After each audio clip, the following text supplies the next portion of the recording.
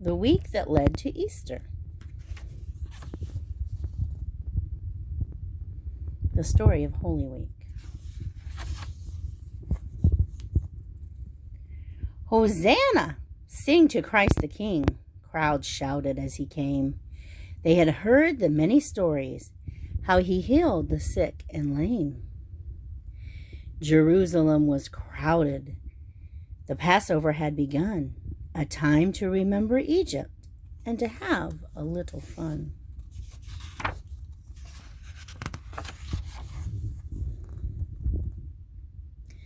The 12 disciples led the way to the upper room where Jesus shared his final meal.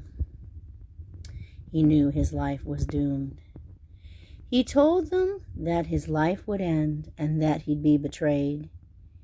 He shared his bread and wine with them, then bowed his head and prayed.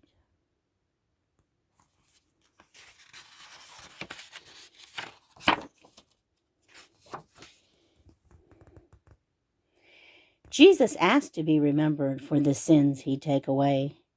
He told them of God's final plan and that he could not stay. Then he prayed to God to guide him, to give him strength along the way, for he understood the suffering and the price that he must pay.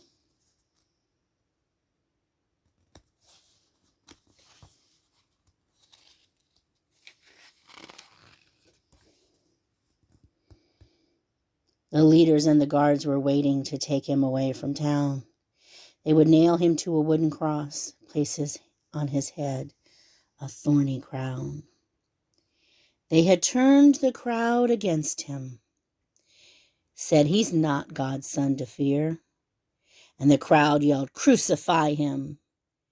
Jesus did not shed a tear.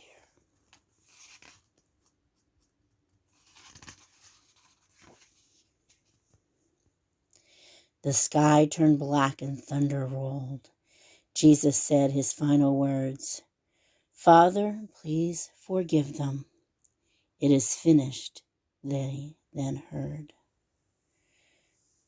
Friends sealed him in a cold, dark cave with a big stone for a door. Not many came to see him, for the crowds, they cared no more.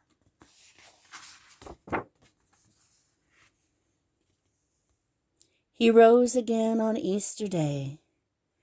The people were amazed, for God's plan now was understood. They gave their love and praise. Jesus is still alive today. He reigns in heaven above. He forgives us and he guides us and fills our hearts with love.